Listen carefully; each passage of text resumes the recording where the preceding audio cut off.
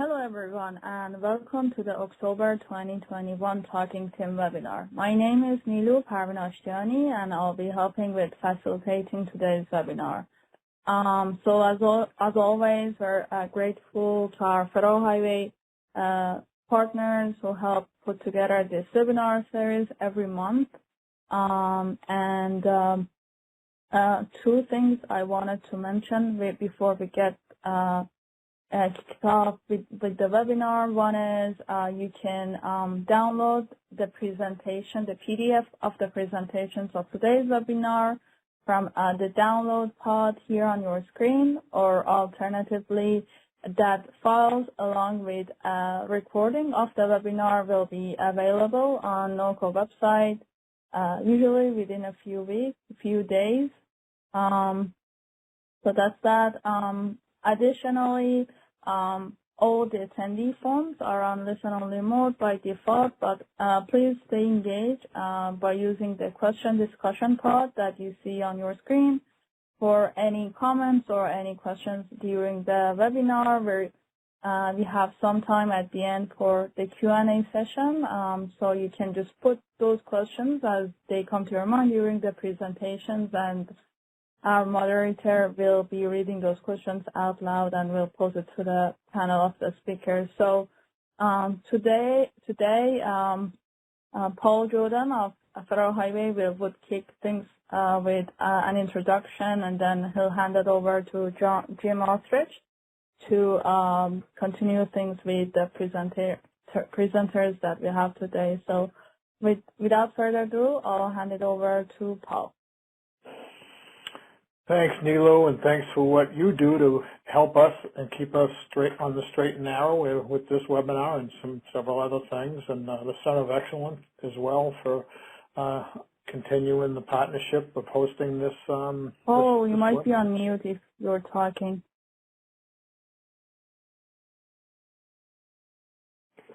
Can you hear me, Nilu? Hello? I can hear him. I can hear you, Paul. Yeah, we can hear you, Paul. Okay, all right. Then that's all that matters. I hope the rest of the world. Yep, looks like Dan just said he could hear me. Okay, then that's important. Then Nilu will have to figure out what's going on with her own stuff. So, hey, thanks everybody for joining us for another Talking TIM webinar. It's another exciting agenda. I'll be just sharing some information with you and then hand it over to my partner, Jim Ostrich. So today, we're going to have a little bit of introduction by Jim and I, but the first and very cool presentation will be by Patrick Chavez and Tyler Weldon on the autonomous truck-mounted attenuator testing and implementation. So it's a pilot they're having with a truck-mounted autonomous, excuse me, I can't talk today, autonomous truck-mounted attenuator. So how cool would that be for safety? A pilot they got going out there in Colorado. So that should be very cool. Also, for those of you that have taken the National Responder Training, we hear about D-drivers. Well, now we're going to have to worry about driverless vehicles, and even worse than that, driverless large trucks. And so there's a pilot going on. So in the TIM community, it's very much of interest. So we have some folks at Kevin Biesty, I'm sorry, I'm probably butchering that, and Dezbah, I'm butchering that one too, are going to be presenting on that. My apologies to Kevin and Dezbah. I didn't look at your names before this. And then the last but certainly not least is one of my favorite programs, is Towing Incentive Program in Florida. But this is a rural-focused towing and incentive program, which is very cool. And William Reynolds and David Roark will be presenting on that. But very, very interesting session we have today. Before, I'm going to go over a few things with you, an update. So don't forget, this is the traffic incident management season, if you will. The season ends November 21st, so we're asking everyone throughout the country to complete the self-assessments. As in normal years, we are asked the top 75 metro regions to submit, and most of it, everybody knows that. Then we asked states without a top metro area to submit a statewide self-assessment. And then, but this year we offered a new version of the self-assessment for rural and emerging regions. So new committees or rural committees, we took out some questions that we know you can't have an impact on in those type of regions, and we added that. In the PowerPoint is the link for more information, but you can just reach out to us, and then there's a link for the recording we had for our instructional webinar on the self-assessment. So don't forget, get the self-assessment. We're trying to break the record this year. I think we can do it with the new rural version of it. So please participate in that. It's very important to hearing what's going on in your region. So big week coming up. We've been working very hard. Jim Ostrich is the lead with this, and Joe and I sort of help him out. But we are in the process of finalizing planning for the all states for Crash Responder Safety Week. I had to go slow, make sure I get it right.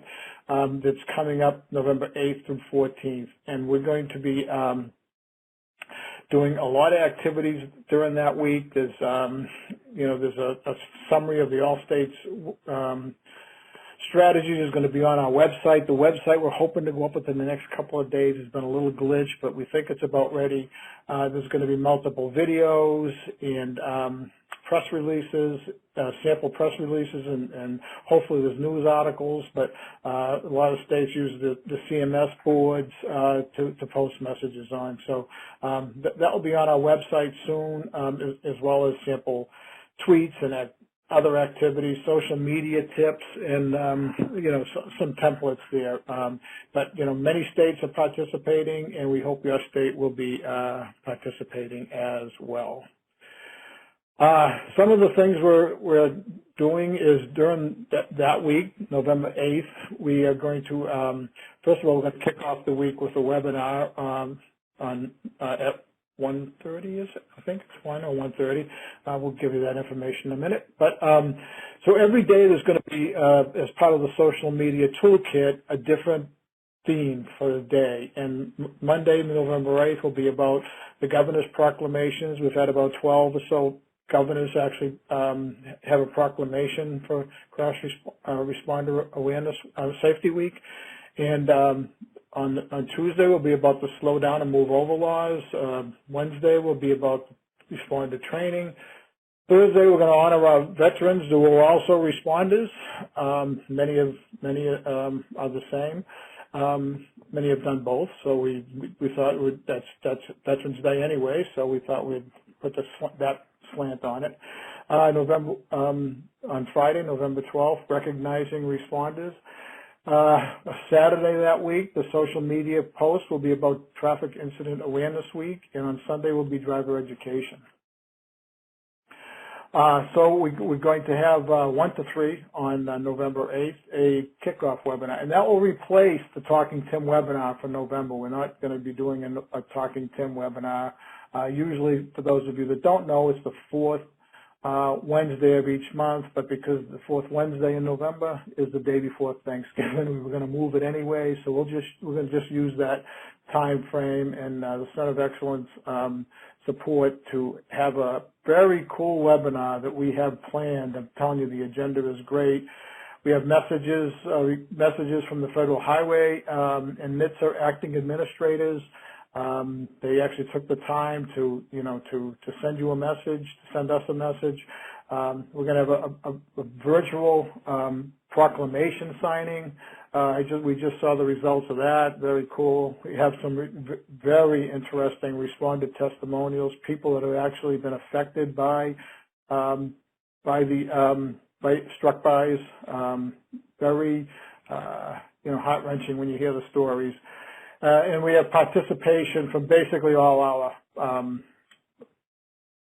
partners and associations, and mostly, participants with us on the executive leadership group. So if you want to register for that, the link is there, and we hope to see you there. We hope it's going to be a great event, and we think it will be helpful for everybody. So with that, I hope I didn't go too bad. I saw a couple of people in there that couldn't hear me, so I apologize for that. Hopefully the rest of you could. And with that, Mr. Jim Ostrich, please take it. Thanks, Paul, and good morning and good afternoon, depending on where you are. On behalf of the United States Department of Transportation, Federal Highway Administration, Office of Operations, TIM Program, Joe, Paul, and myself, we can't thank you enough for joining us today. Over 200 today with us, and hopefully some more will jump on here.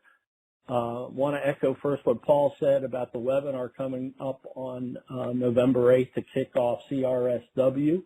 And all together, I'm pretending I'm hearing you all say this. It's Crash Responder Safety Week, CRSW. It's not Crash Responder Awareness Week. It's CRSW, Crash Responder Safety Week. So embed that in your mind and don't forget it, because this is our 6th year and this is the official kickoff, the official kickoff with a national committee and the involvement of probably almost every state in the union, including the District of Columbia and Puerto Rico. So it's an exciting, webinar for sure, as Paul said. So don't forget to sign up. So Jim would make me pay $1 every time I got it wrong. I got it wrong, so that's right. That's right. But right now the jar is empty, and I usually I'm going to start showing a picture of it somehow on these webinars. Just kidding. Anyway, here this slide. Usually start with this slide, or second slide of the National TIM Training status report, if you will. But sincerely, we should bear in mind that last year the total number of responder struck bys was 46, and we have two months left in the calendar year. And you can see the breakdown here, ladies and gentlemen.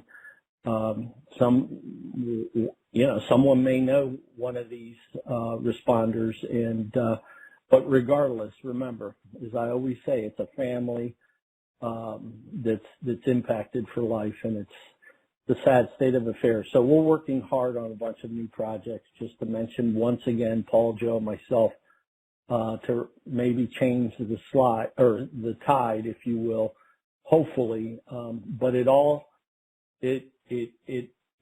all our responsibilities, right? Every single one of us here today, it's our responsibility, whether it's promoting the training as much as possible in person, maybe, starting to ramp up, and if not, for sure, on the web-based versions that are available out there from Emergency Responder Safety Institute, respondersafety.com, or the Training on the Federal Highway Administration, the National Highway Institute. So links down below for those training sources. Next, real quick, here's the status as of October 11th. We're, again, fast approaching, 600,000, ladies and gentlemen. This is 9 years we've been working at this, and you can see the breakdown there, each one of those banners. In person is happening across the land, regardless of the pandemic, safely, and of course the web-based training, as I mentioned, from ERSI and NHI and some other independent states. So this is a big deal, and it does make a difference. If you don't think that the good TIM practices save lives, injuries, yes, it reduces congestion, quick clearance, all those things, you're at the wrong webinar. So I'm just saying. Here's the national map of the train to trainers. I don't have another slide showing the dates yet, but at the last month's Talking Tim, our team is sponsoring three to four, at least three, virtual TIM train-the-trainers. So that information will be forthcoming very, very soon. So it gives you every state, every TIM program, everyone an opportunity to plug in some experienced trainers to deepen your bench of trainers. So just FYI. And here is the map showing the number above, which is the total trained in person, and the number below in parentheses, those trained in e-learning or web-based online. Going through these a little quicker since I spent extra time talking on the front end. Here's the total, for every state.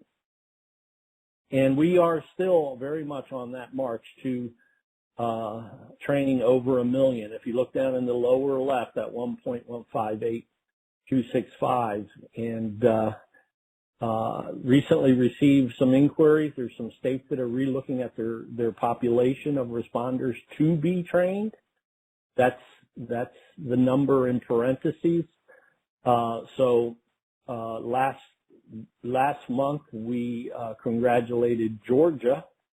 You can see over here at it's over 100% of their population trained, and then other states are still moving along for sure.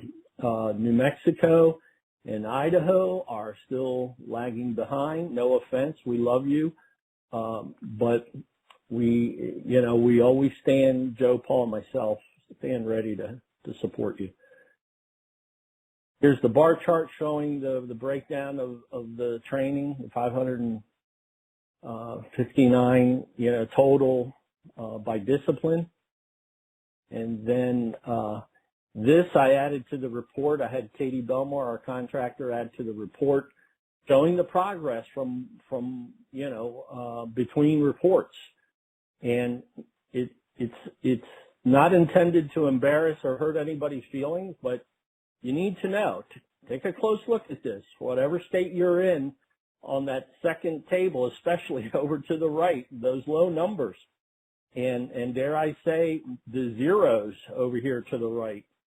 So just wanted to illustrate this, show you, in case you didn't know. And I know we all have a lot of work going on, but this program saves lives, and I can't stress that enough. Here's a close-up of the top 10. So kudos to these states. And some links for you. These presentations are all in the download pod, I believe. As I mentioned earlier, our training arm, NHI, Responder Safety Learning Network, rather. All these are free online courses, ladies and gentlemen, as you know.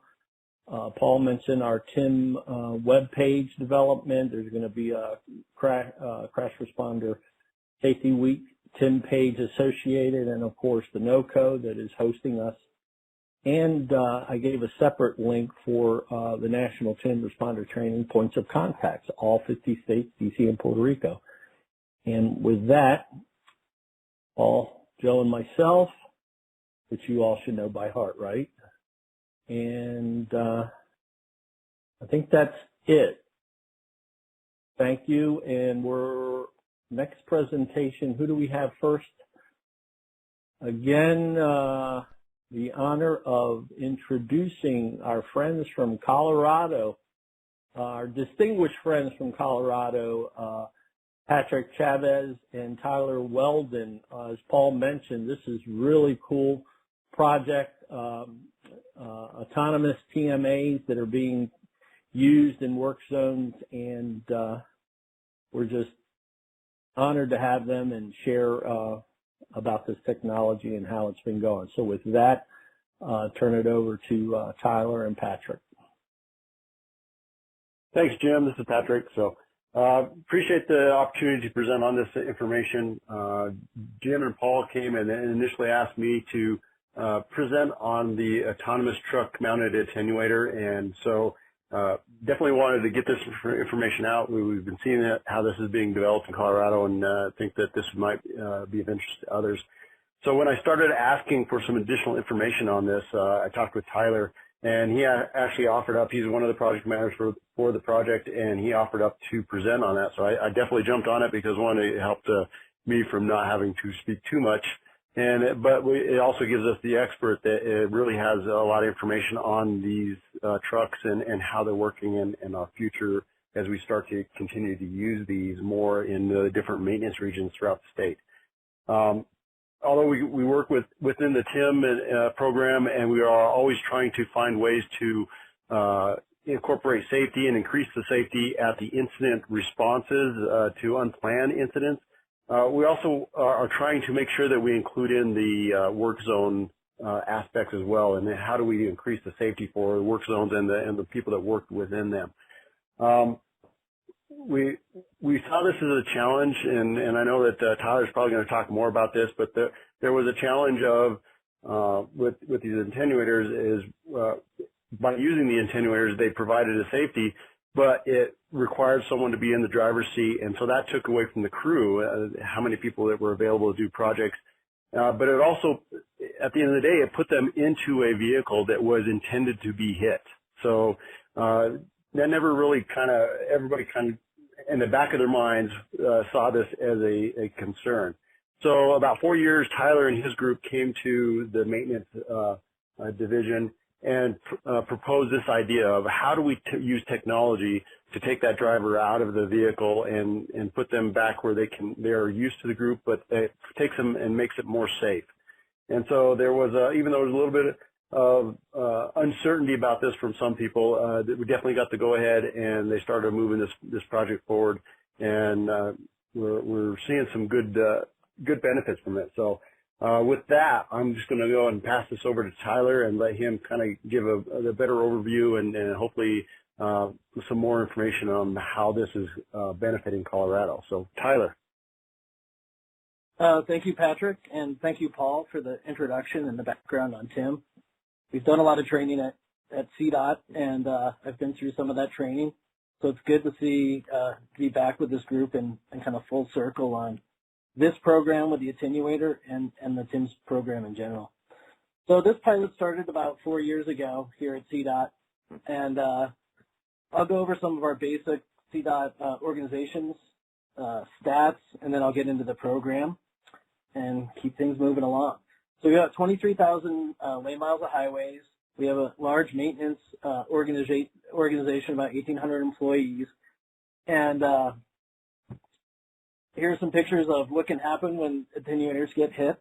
As you guys know, these are safety devices for work zones and shadow vehicles and that type of thing on our highways to protect our workers. So the project vision was to remove the driver from the TMA truck. Every day our men and women go out there and there's someone that has to drive these. And it's not the best job in the world to have. We wanted to decrease the risk of our operations, increase the efficiency of operations. And at this point, I wouldn't say we're more efficient. This is early technology, but we're well on our way to learning the ins and outs of the attenuator truck and really maybe with all the kind of issues with getting enough people to work in maintenance, this could possibly help with that situation. And then one of our other vision goals was pursuing cutting-edge technology to improve our highway management. After the vision, we had actual concrete goals. These really helped us keep on track with this program because there's a lot of what-ifs that kept coming up with this type of technology without a driver in the crash truck. So we wanted to install it on one of our own Cdot pieces of equipment, identify the limitations and anomalies in the truck setting, and also we wanted to actually log highway miles. So currently we're up over 100 miles of autonomous mode in our painting operations. And then we wanted to show the interchangeability of the lead vehicle where we moved the technology from an older paint truck to one of our newer MV paint trucks. And then obviously we wanted to expand the program and keep us moving. And we've done that. We started up in the northeast part of Colorado and we've expanded down to the southwest part of Colorado. Here's a kind of a close-up view of what the attenuator on the back of our traffic truck looks like. This is to absorb the impact of an errant vehicle or possibly a vehicle not paying attention to what's going on in the work zone ahead. We're using these mostly in our rural areas where we have a low-speed operation with our painting. And then, you know, these rural highways, the speeds can be high, and they could come up on our work zones pretty fast. So we thought this would be a good application for this. This is our normal MUTCD mobile operation setup is what we're following. So the follow vehicle follows our paint truck, the paint lines on the road. It's slow moving, about 7 to 10 miles per hour, and protects, you know, the paint truck from being hit. So here's how it works. It's a retrofit kit, and it electronically transmits the speed, position, and heading to the leader truck. So the follower truck just follows the E-crumbs that are left by the leader truck. And there's a series of antennas and a lot of redundancy to keep those communications up. And I'll show you some more of the parts here. It uses GPS technology, so you'll see these GPS towers kind of look like antennas on top of the truck. And then there's actual, it's a retrofit kit, so there's actual cables that connect to the accelerator and the brakes. And then on the front of the vehicle, there is a radar on the front to look for obstacle detection and that type of thing so you can stop the truck. Here's some more pictures. We did a lot of verifications with this, set up cones and ran it through kind of a verification process, and a closer picture of the radar. So with our goals of looking for anomalies of the truck, we ran it through about 20 different tests. We tested all the e-stop buttons, which are these big red buttons that can stop the follower truck. We looked at how fast it would stop, with stopping distance, follow distance, and lane accuracy. So we ran it through a gamut of validations to kind of compare what the literature said from the vendor and what actually happened in reality.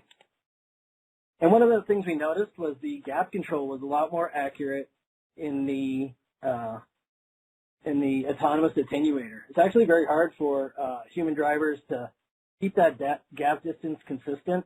And this is one thing that was kind of interesting that came out of our validation testing.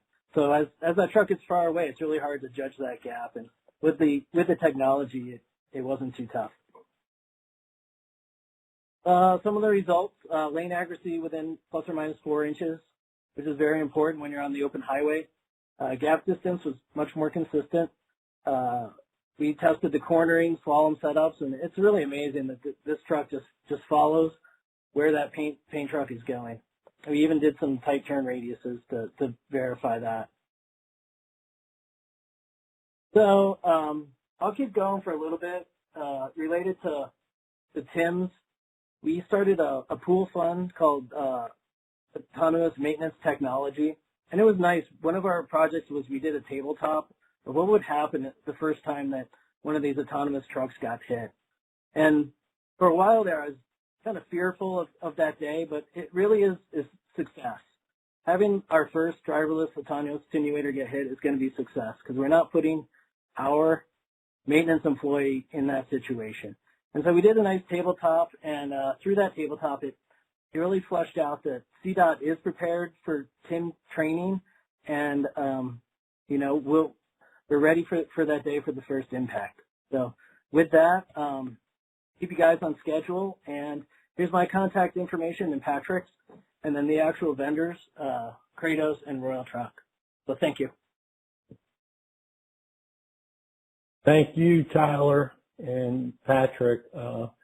Exciting times, and having a lot of experience myself or in a previous lifetime in the field, I know the benefits of having a TMA out there, as you said, whether it's in a work zone, temporary lane closure, or shadow operation of some sort, sweeping, striping, that kind of thing.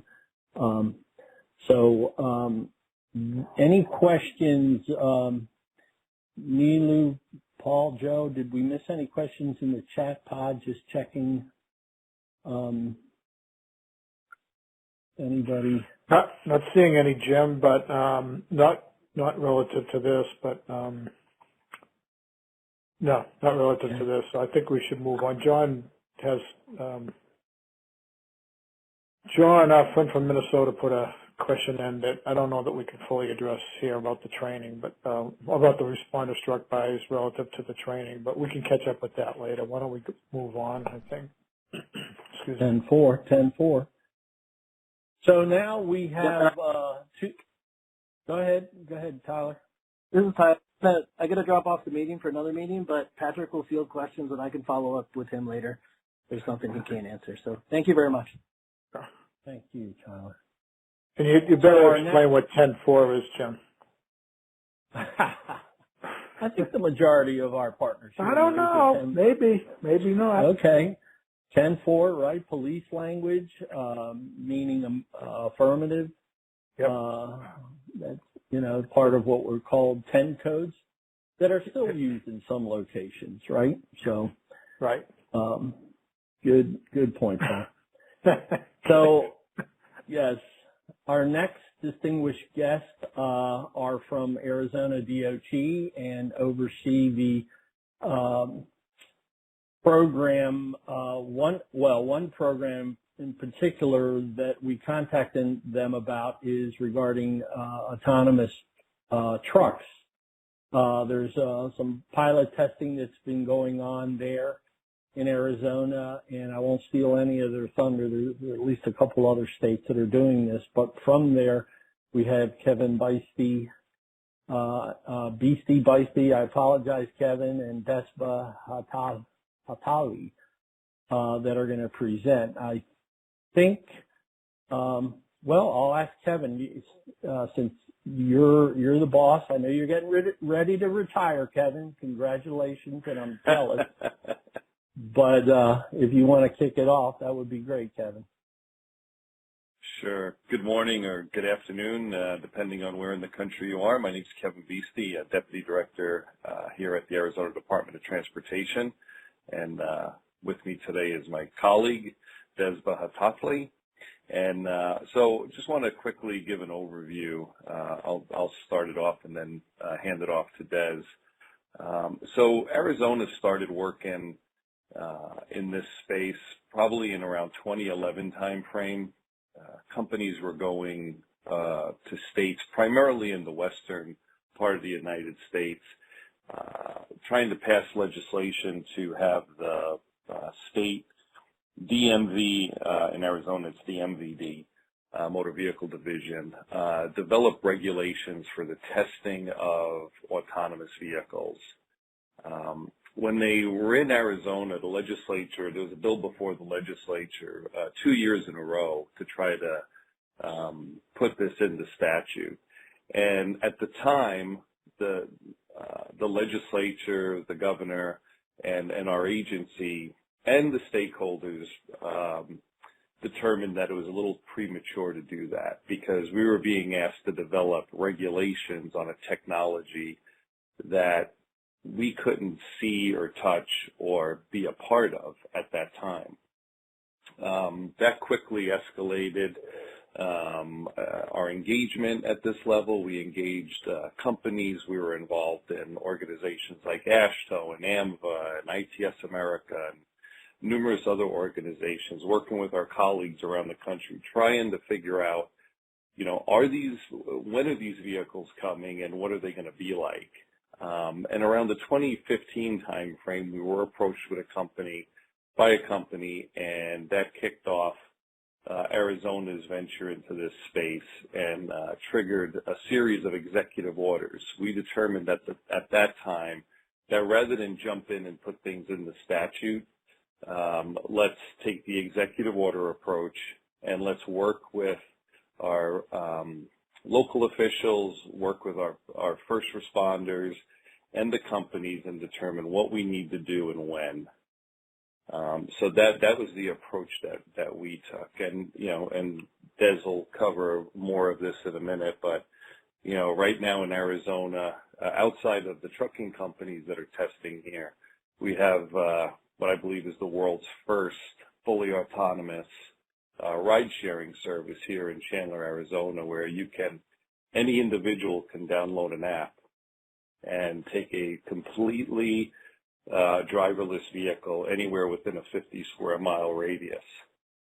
So we work with the companies, we work with our first responders, and you know, we try to get as much information out to those involved as we can. So what I'm going to do now is I'm going to hand off to Des, and then I hope there are some questions afterwards.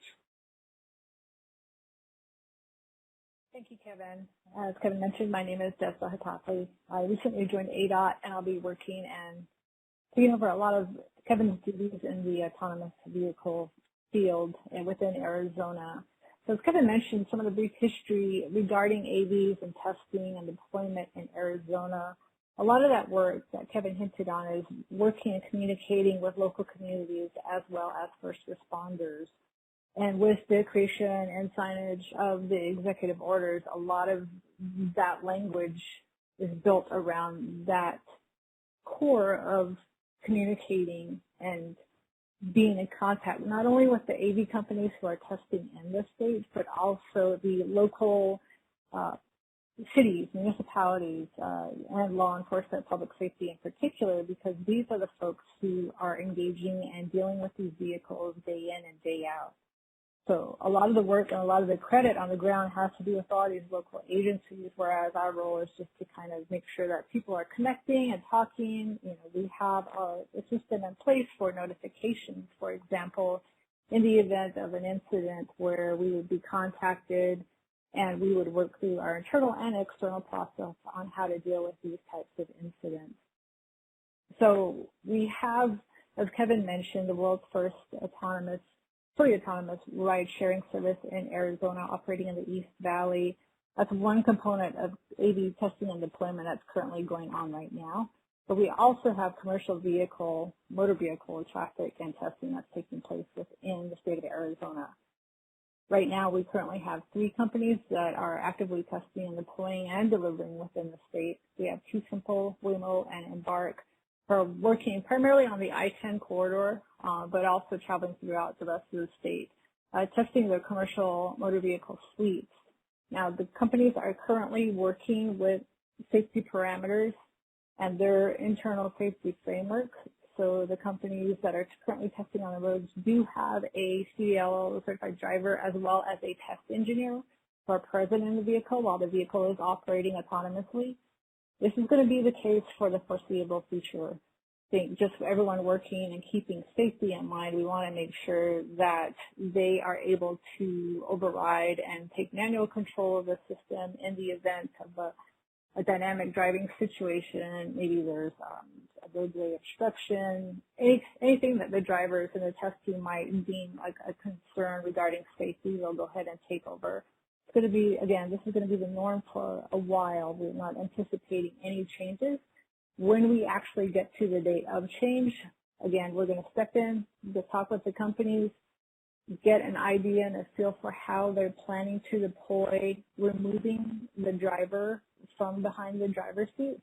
So again, all this goes back to communicating, making sure that we're available, making sure that we're also communicating with our appropriate public safety agencies on any upcoming milestones or dates that we foresee and have been talking to the companies about. So again, this is really important.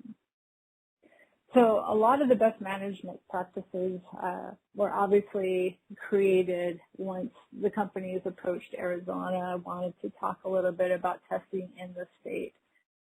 So first and foremost, DPS, our Department of Public Safety, plays a crucial role in that. And with the recent signing of HB 2813 in Arizona by Governor Doug Biesty, that actually codifies a lot of the existing executive order language that is already in place. So we have a couple different types of testing that take place within Arizona. We have our testing with a test driver present behind the wheel in the vehicle. This goes for regular vehicles as well as commercial motor vehicles. And we also have fully autonomous vehicle testing where there is no driver present. in the cases where we have nobody actively or present in the vehicle, we actually require that the companies file a law enforcement interaction plan with ADOT and with DPS. The handbook is created by the companies, and it goes into detail about how public safety and law enforcement can interact with the vehicles in the event of an incident or some kind of engagement with a fully driverless vehicle. And a lot of this is actually inspired and kind of initiated by the AV companies. And a former role of mine, I actually did work with a lot of local law enforcement to go over training. So a lot of it does cover a lot of the basics of the vehicle, but then it also goes into specialized detail about how to engage or disengage the autonomous vehicle driving system in the event of a car crash. How do I make sure that the system is fully disengaged? If there's no one present, is there somebody I might be able to speak to about what I need to do and the steps I need to take? And again, it goes back to communication. It's great that companies such as Waymo have interacted with local law enforcement and fire departments to get their take and their buy-in, essentially, on how these vehicles operate. And a lot of the times they would bring out a vehicle to the training facility where first responders can have a look up close at the vehicle while they're going over the interaction protocols. So they'll walk hand in hand with what you might be presented on screen, go outside and see a vehicle up close.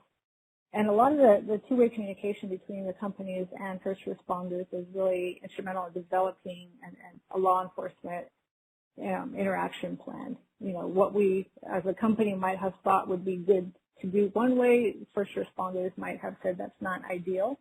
Let's try this. So a lot of that back and forth really did take place and happen all the time, so much so that we have public safety agencies such as the Chandler Police and Fire Departments who are very actively supportive of the technology. So some of the best management practices that we have in place, obviously, it includes this communication. We have our informal notification system currently in progress where law enforcement or public safety will contact DPS as well as ADOT in the event of an incident. Other things that take place with regard to commercial vehicle, motor vehicles in particular, involve a lot of the work recently in response to COVID-19, where we have vehicles and companies such as Too Simple who are actually delivering commercial cargo as part of their pilot work between the states of California, Arizona, New Mexico, and Texas. So again, they're acting in response to a lot of what's taking place currently as well as developing this technology. So again, it's really exciting field to be in. It's great to be in Arizona and see this firsthand. A lot of the times the work that we do also involves outreach on our part, just to inform the public as well as local police, fire agencies, elected officials, and the public at large on how autonomous vehicles work, some of the safety benefits, and to kind of allay any concerns or fear that might be out there regarding autonomous vehicles. So that's also part of our work. In closing, a lot of the lessons learned is to work and be willing to challenge what is already in existence in terms of the status quo.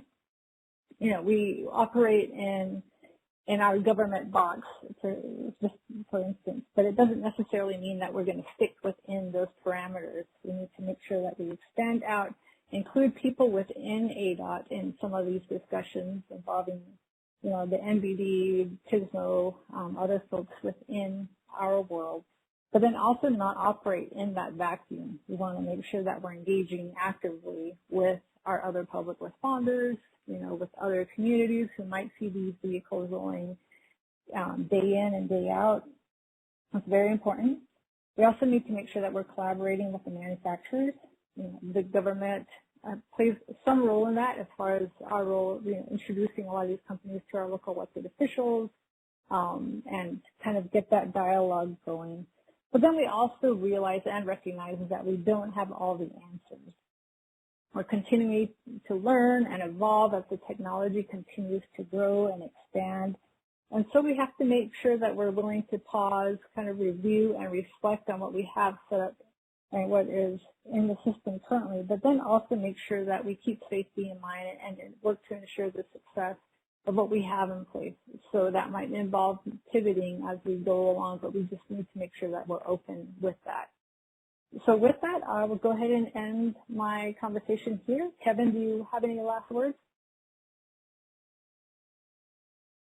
No, thank you very much, Des. And one of the things I wanted to point out is I know we have some of our folks from the Arizona TISMO on the call.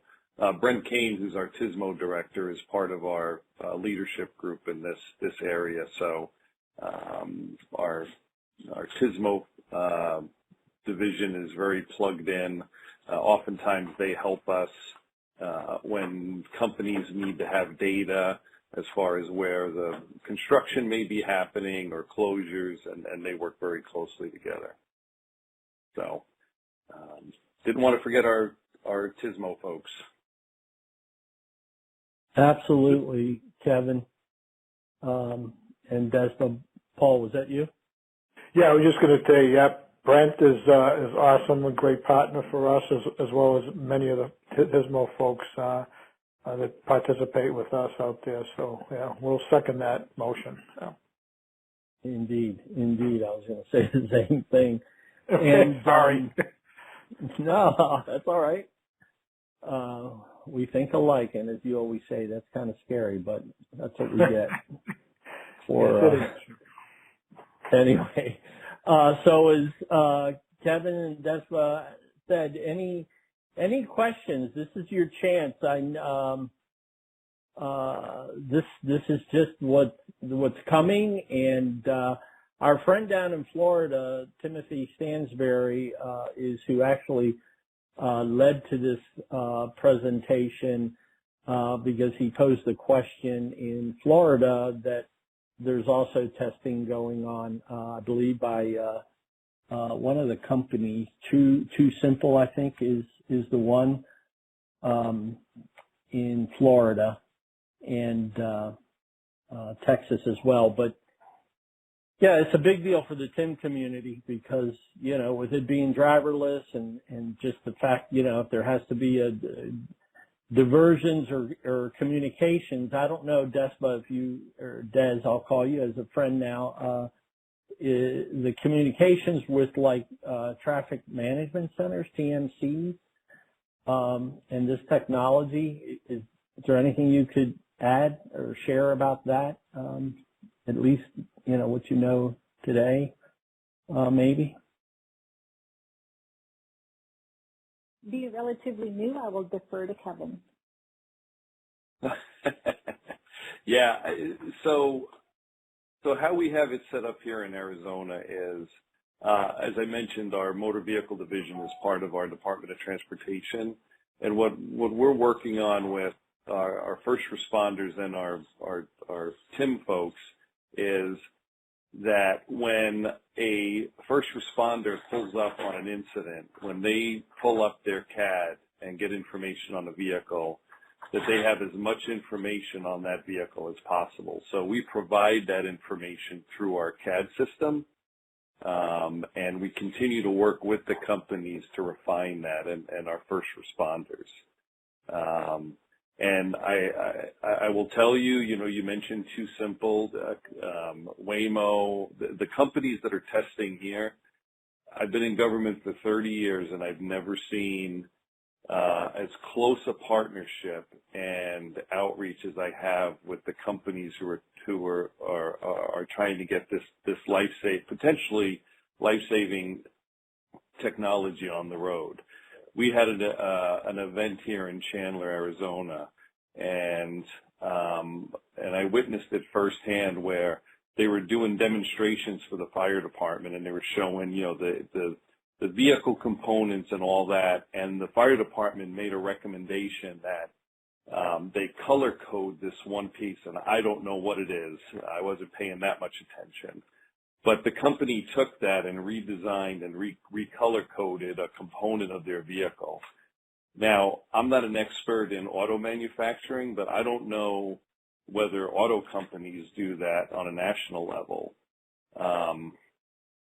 We've had instances where, mutual ride-alongs were going on between the technicians of the companies and fire and ambulance and police and vice versa.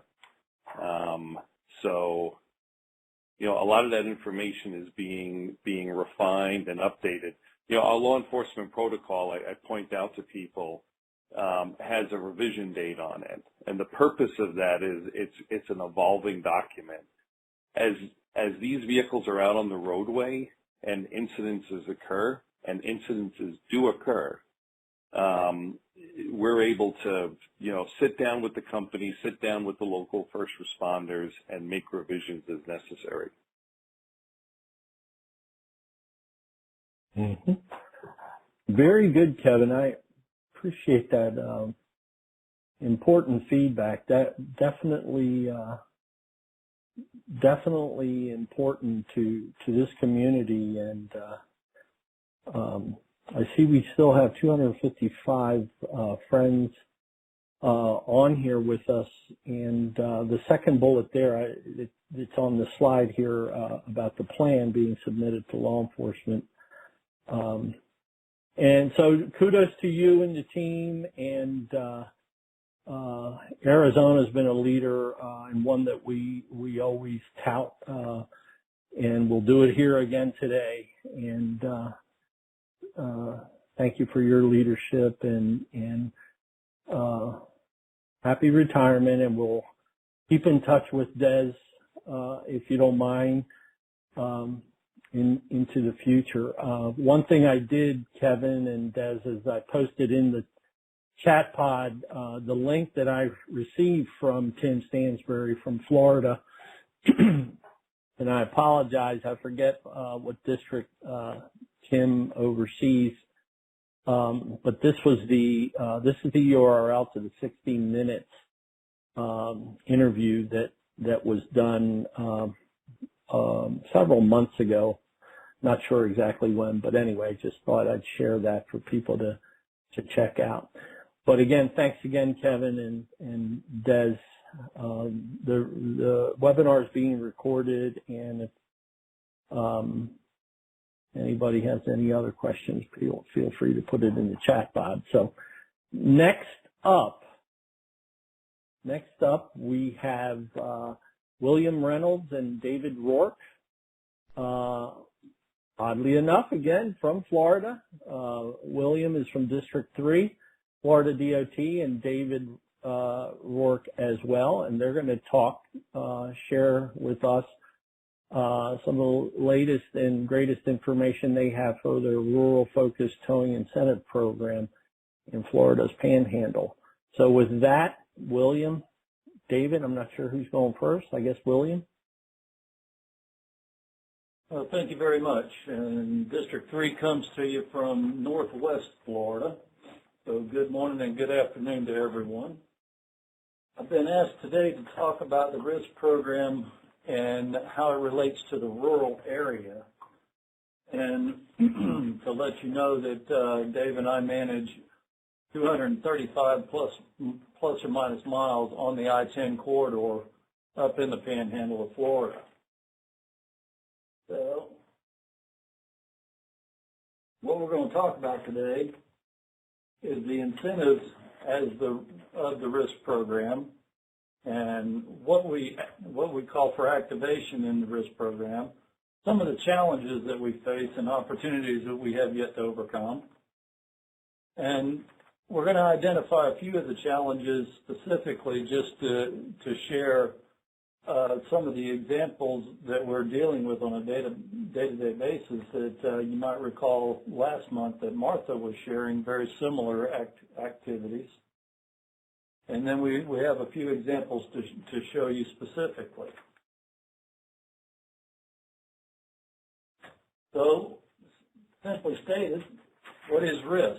It's a bonus program that the record companies have to meet a certain criteria of tools, and they also have to meet a timeline on the incident. And the department, in conjunction with FHWA, will give them a bonus to make the, well, simply stated, to get them out of the road that much quicker. And I'll detail the risk activities in here in just a little bit. RISC was started in 2004, and it was started by the Turnpike Enterprise. And it's supported by the Open Roads Policy. And Open Roads Policy simply is an agreement between Highway Patrol and the Department of Transportation that gives a guideline on just how quick and how responsive we are to get that road clear. As all of us know, the quicker we can get people out of the road, the safer it's going to be.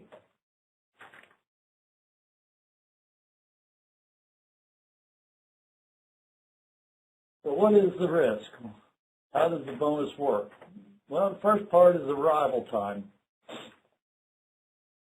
The record company has to be on site within 60 minutes, and it's more than just a pickup out there. It has to have a pretty extensive tool inventory, one being a 35-ton wrecker, another being a 50-ton wrecker. One of those have to be a rotator, and a pretty lengthy list of hand tools and heavy equipment, everything from an aero board to a way to clean up the road, as well as just oil drive to clean up any spillage.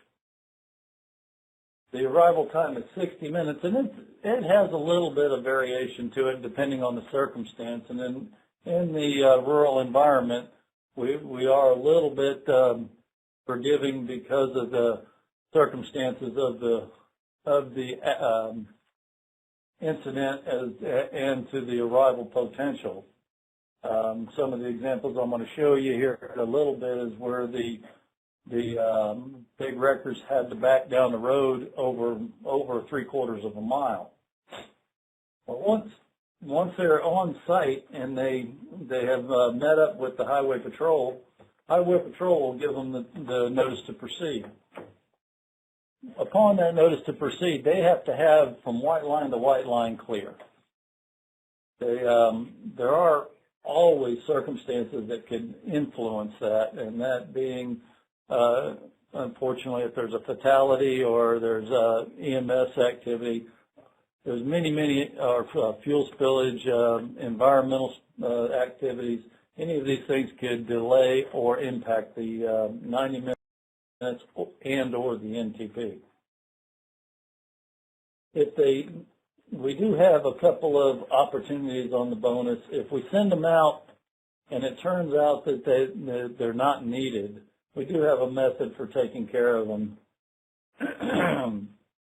And it's a portion of the bonus that they can receive in the event that they bring all their equipment out there and we have to turn them around and send them home.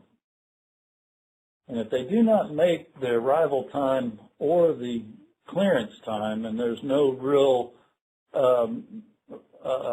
bizarre reason for that, then they still get their tow. They still get all their regular activity, their financial cost to the company that's involved, but they just simply do not get the bonus. However, there is a negative impact if they get excessive. And if they're out there over 3 hours for no real cause, then within the risk contract, they can be back billed. So, and what if they need an extra wrecker, or if they need a lowboy, or if they need additional equipment out there that's beyond the original equipment list? We also have incentives in the bonus to accommodate them as well on those efforts as well. All right. So what makes the activation criteria? This list that I'm sharing with you now is certainly not, it's not singular. Location, near the city, interchanges, variable alternate routes, That's obviously given the circumstance of the incident. Time of day, very important.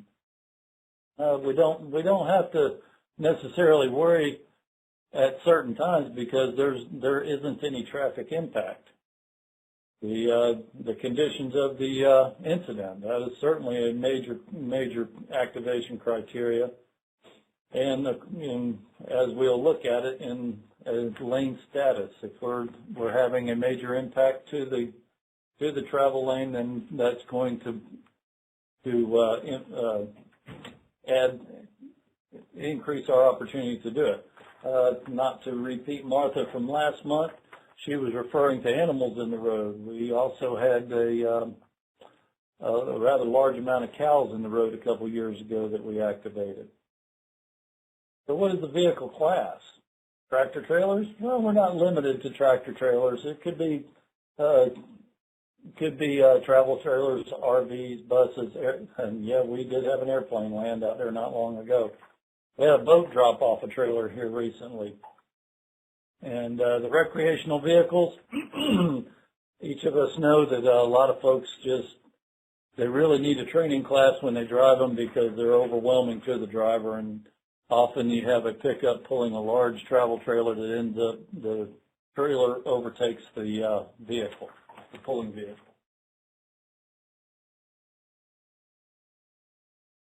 So some more of our criteria. We got a jackknife blocking more than one travel lane. If we get a trash truck, we get a truck crash, and we often ended up with the load dumped all over the road that I'll share with you more in just a little bit. We get a split trailer. Those are often a challenge when they do, simply because they are two different events going on at one time. Truck fires are really bad. We all know about that, not only just from the fire itself, having to get into the trailer, get the cargo out so the fire can be extinguished, as well as when the tires explode, the gas shocks explode. Each one of these are challenging even to get to it, and much less the wrecker company is often used to help pull the vehicle to a safe spot where the fire department can put them out. Barrier walls, guardrails, and bridges offer their own challenges as far as access to the vehicle. As I stated a little bit ago, we're having to take our vehicles as much as 3/4 of a mile down the road and bring them in against traffic.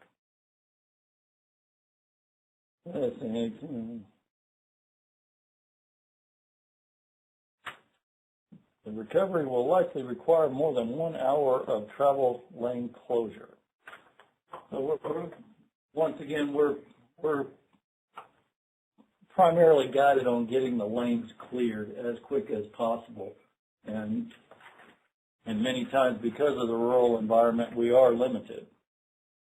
So what are the specific geographical challenges? We have bridges, guardrail and barrier walls will often lead us into a challenge trying to access the incident itself. Utilities give us quite the challenge, and you've got to be very conscious of where they're setting their boom up and setting their outriggers in, because for obvious reasons they could get into a secondary challenge. The wrecker size, these are big trucks. They're very large. And they're very heavy. Our shoulders do not really allow these trucks to make a 3-point turn, and our shoulders are not strong enough to allow them to get off the road, as well as they often have to be in the road just to pull the vehicle out because of the slope. Traffic queuing is a challenge all its own. Being in a rural area, we only have 2 lanes of traffic primarily. It doesn't take very long and we'll get a half-mile, 2 miles or plus of traffic queuing. Depending on the time of day, obviously the queuing would increase greatly. The crash severity and complexity. We had 41 cars get together last year in Tallahassee. That was our, that's pretty close to the urban environment we have. It was a major rain event.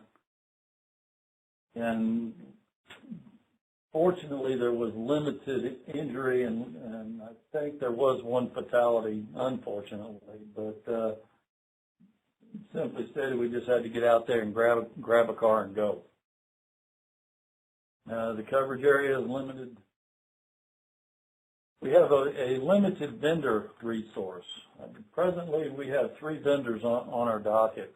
One vendor is primarily to the east part of our jurisdiction. One covers the bulk of the central and west part of our jurisdiction, and one other one that's getting online as we speak. A big one that we really have, and Martha also spoke of this, that oftentimes when we come over the hill or around the curve, the driver, the recovery team, or the first responders are acquainted with the victim. This offers a challenge all its own. It becomes emotional, it becomes a panic, and unfortunately, it does impact the entire scene.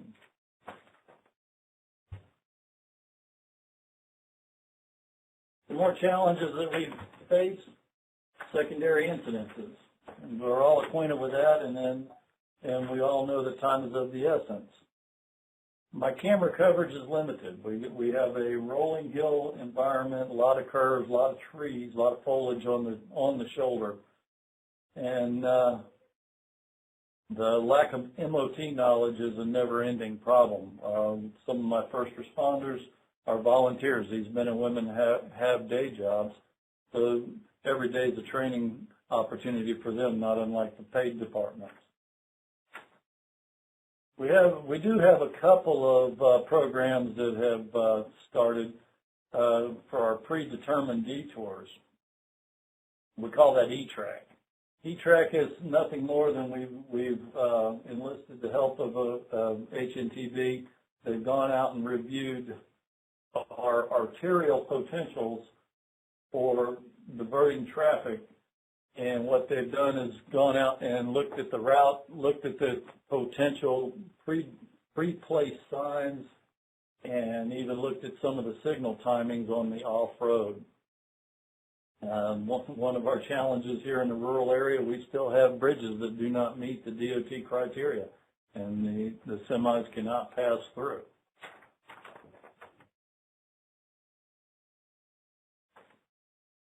So we're still overcoming. The E-Track has been presented to the Highway Patrol.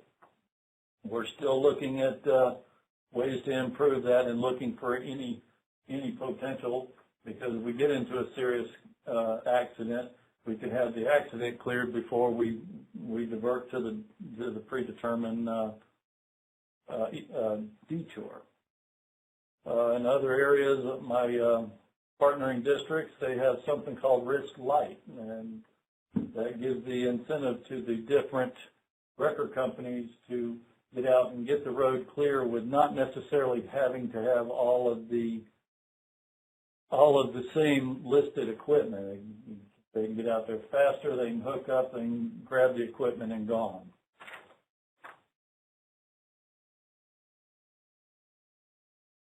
Let's see.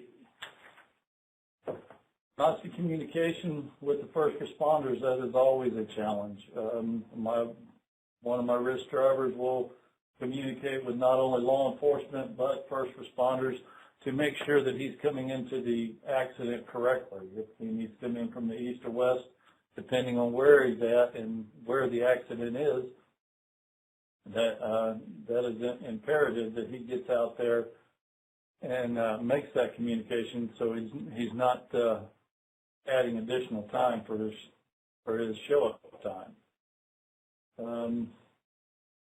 Let's see. We already spoke about the looking at the signal timing, the continuing education and the platform. I'd like to just take just a second to put a plug in for Sharps 2. That we have really good show up for Sharps 2 as the schedule will allow, and we have a lot of participation and a lot of feedback from it. And let's see. Some of our examples, we have a truck fire that totally shuts the road down. And that's not just limited to the initial fire where the travelers stop. And then we have to get our own department forces out there and make sure the road has not been severely damaged. So once we do clear the accident, the travelers can continue on a safe path. The middle picture on top is a truck that turned over. That's rice that had dumped all over the road. And it took quite a bit of time to not only stand the truck up, and when he picked the truck up, the trailer split in two. And then, of course, we had the fun time of cleaning up the rice. The top right is the same incident, and that's the one where I told you the wrecker company had to back down the road approximately 3/4 of a mile. That was the only access they had because the shoulder would not support them. They could not make a 3-point turn, and that was 3/4 of a mile was where the turnaround potential was. Bottom left is a great example of how the semi was in the shoulder, but we had to take a lane in order to pull him out of off the shoulder back up into the road to where the wrecker company could recover and then remove him. I don't recall what the middle bottom one is, but the other two are similar situations. And the bottom right is where a semi rolled over on a bridge. And unfortunately on that particular one, that semi not only rolled over, it took out a camera and dumped a significant amount of debris. Happened to be carrying a bunch of scrap metal and poured the debris on a road just below him. So we had another problem with a secondary closure at the same location. So those are just a few of my challenges that we cross, and this gives me a new adventure on just about every event. So with that, I'll leave it to the questions.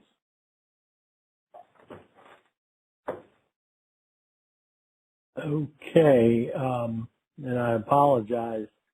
Was that Greg or was that William? That was William. Okay, William. I see your slide there for Q&A. And David Roark, does he have slides or any presenting here? Dave, are you still there? I think he was pulled to another meeting, sir. Yeah, I think David had said earlier, Jim, that had to jump off. Yeah, that William was going to be doing the presenting. Yeah. Okay, Roger, that Pat Rooney said earlier, similar to 10-4. Roger that, Paul. Thank you, William. I have lots of questions, but I first want to give our audience, which is still very strong here. We have showing 246 participants still on here. I think there's been some activity in the chat pod. Yeah, I don't see any questions, but like you, Jim, I have some. I don't see any questions for any of the speakers. So we have one from Colin we'll get to later. But what's that? Go for it if you have some. No, I just these towing incentive programs are great. For those of you that aren't familiar with them, those areas that deploy them swear by them, right? We all know that towing, gets paid oftentimes by the hour, and so there's no incentive to move it along, and we know how that hurts.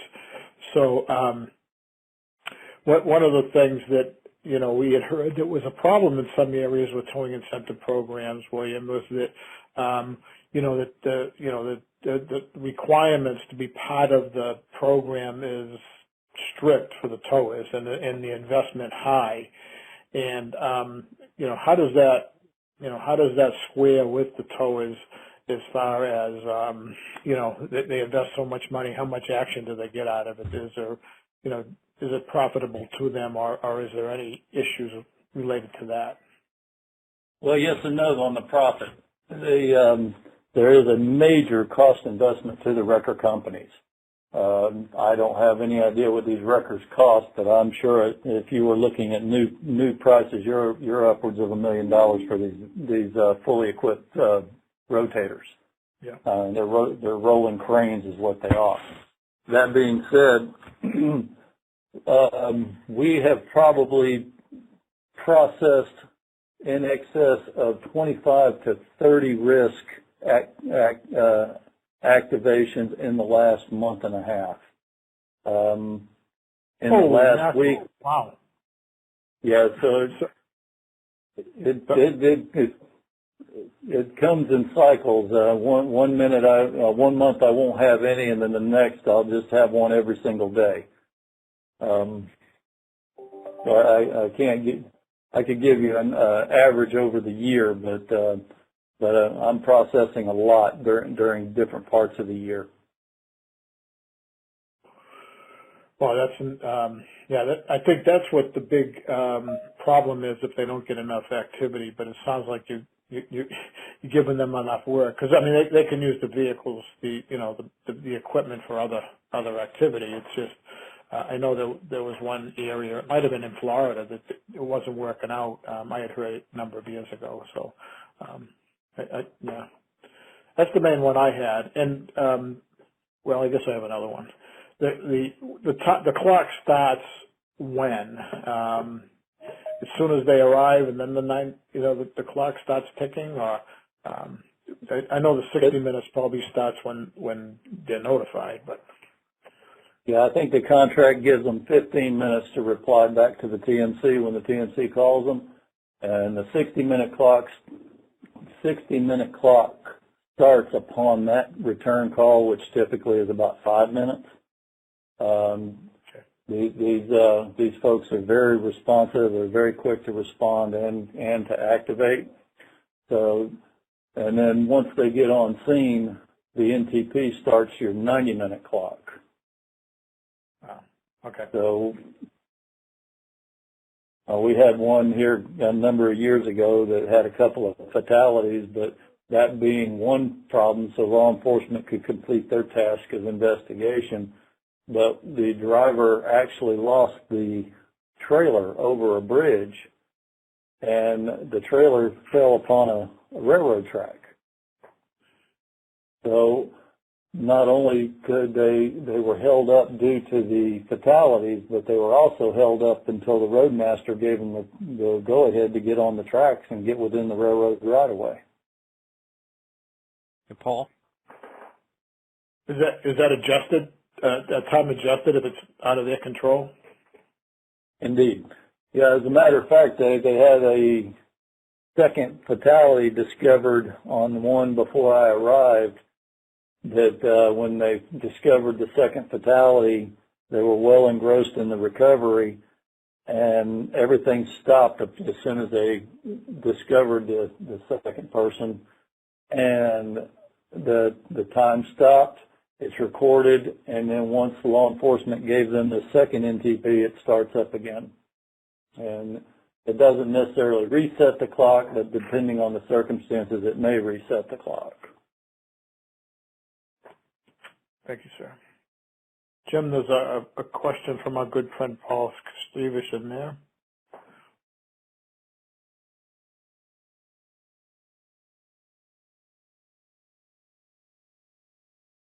And that question is, what is FDOT's budget for the program? I guess you can't speak to the whole state, because I know there's various programs throughout the state. But for your program, any numbers on how much you spend, what your budget is, things like that? Hey, Paul, this is Sean. Oh. Can you hear me? Hey, Sean.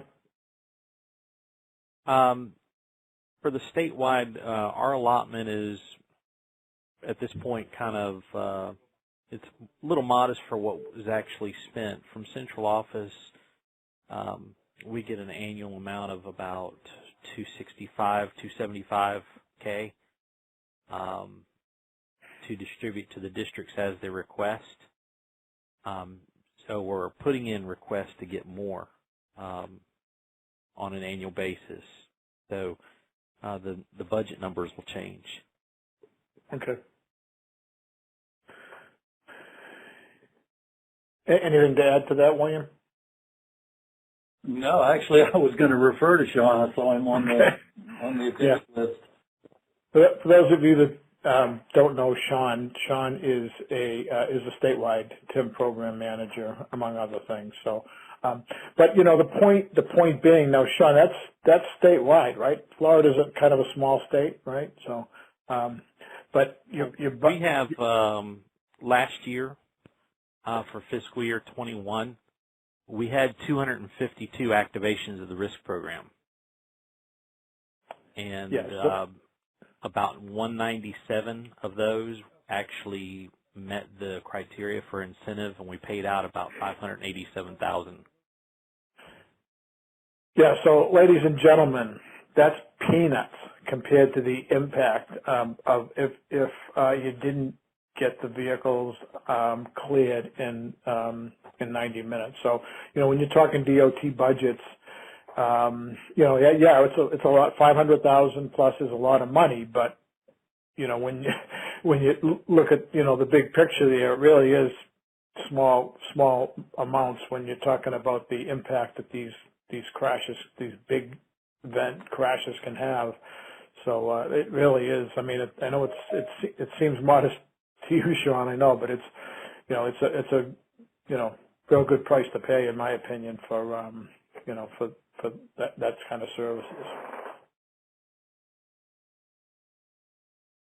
Yeah. So Go ahead, Paul. It's a lot cheaper than what you would pay or the value of a human life. I mean, if spending $3,500 gets us, you know, quicker to getting the road cleared and reduce the secondary crashes and keeps, you know, motorists from being killed in the queue, it's worth it many times over. Yeah, absolutely. Thanks, Mr. Sean Keeney from Florida. Jim? I'll stop interrupting. I'm sorry, Paul. No, I'll stop interrupting. Go ahead.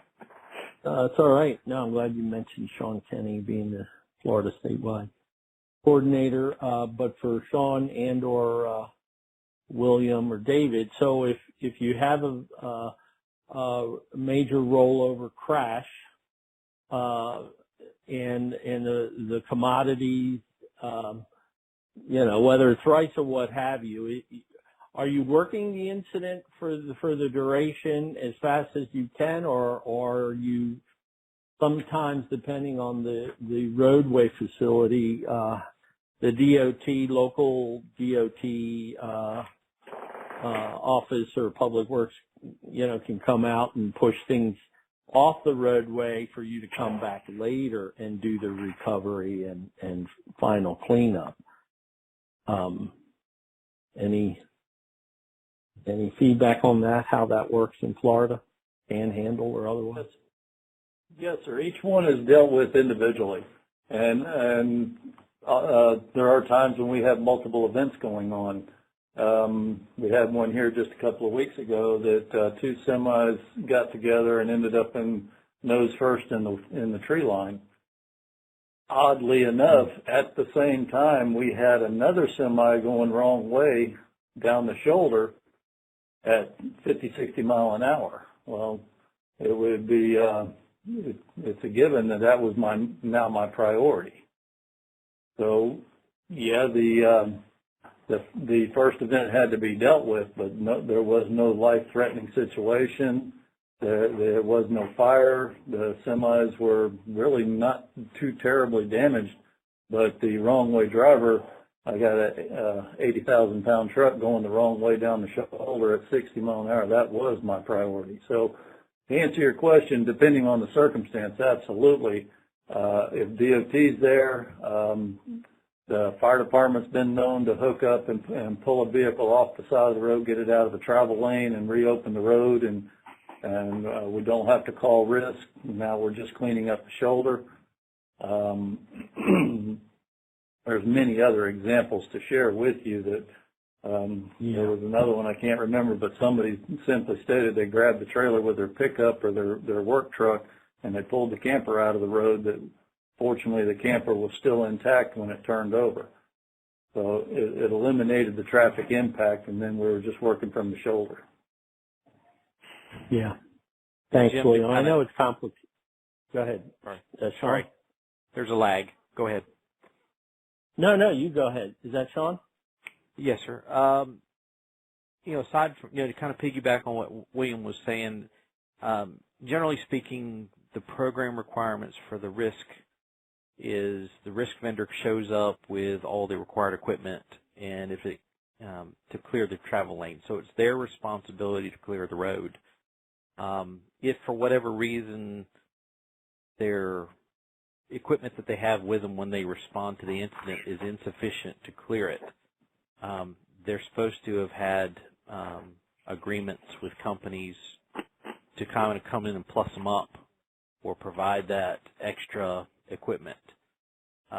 If all of that is exceeded, then we'll work with AM contractors for that section of roadway to get the resources in there and clear it.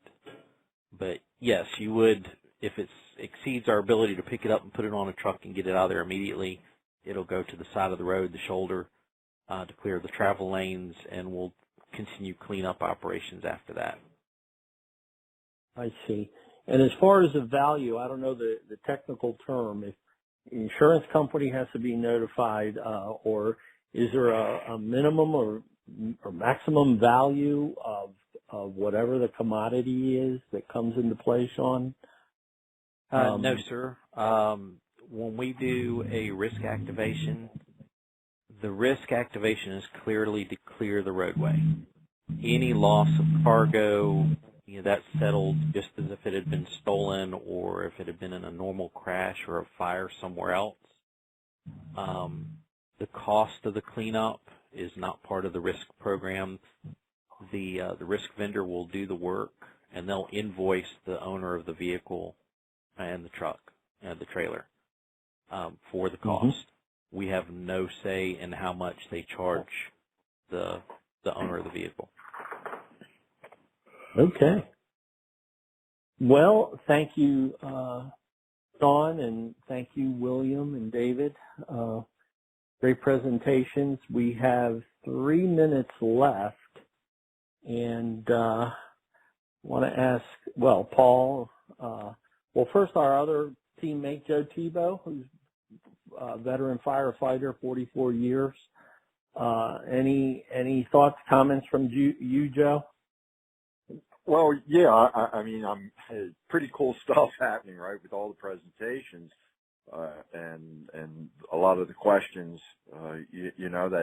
that kind of like lead to another question, and this last one, when the incentives, I guess it spurred a question while I was listening to you guys talk, in that, so the $500,000 or whatever that budget was, that's solely for the incentive to the towing company is billing responsible parties, insurance companies directly?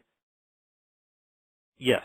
The $500,000 that I mentioned is purely incentives paid by the department to the vendors for meeting the thresholds in the program. Gotcha. That's what I thought I heard. Yeah. I mean, and along with Paul, how do you put a price tag, on that kind of assurance? So, yeah, great job. Great job, everybody, and the audience of being close to 250. Kudos to you too. So thanks for the opportunity, Jim. Thanks everybody for all that you do. Indeed, Joe. Thank you. And Paul, you want to close this out? Yeah, I could. I just have one. John McLeod put a comment in or a question. If we have looked at details about the line of duty deaths, if there was any match to the national responder training, and are the line of deaths occurring in non-trained areas? John, that is a tough question. And John McClellan from Minnesota is a good friend of our program and provides a lot of support and help for us. He also asks some tough questions sometimes. So that is a difficult question because, you know, you might have all the police trained in an area in particular, but, you know, the firefighters may not be trained or vice versa. Or, you know, but, you know, as far as looking at the line of deaths, we're starting to look at the line of deaths and the causes. It's difficult information to gather, especially quickly because of, you know, ongoing legal cases and things like that. But yeah, and I don't know that we specifically asked, did this person have the national responder training? But there's been a little work in that area. We're starting to sort of scrape the surface in that area, but you know, the training or not, I don't know that we have done a full research, but it's something we probably should take a harder look at if budget allows. So. Yeah, definitely more to come on that, Paul. Yeah. With that, Jim, I think that's it for me. Thanks, everybody. It was a great presentation. Big numbers. We like to see the big numbers, so keep sharing with your friends to participate in that Talking Tim. Yes, indeed. So thank you again to our presenters, Kevin, Dezbah, William, David, Patrick, and I think it was Tyler, right, from Colorado. Yep. Thank you all. Same here. And yes. Okay, and thank you again, as Paul said, for joining us. Spread the word of Tim. Keep doing great things and stay safe out there. God bless. And don't forget, November 8th through the 14th, our Crash Responder Safety Week and the webinar on Monday, which is you'll love it, as Paul said. So thanks again, all. A lot of cool people participating in that one. Yep. Oh, yeah. Yep. Thanks, everybody.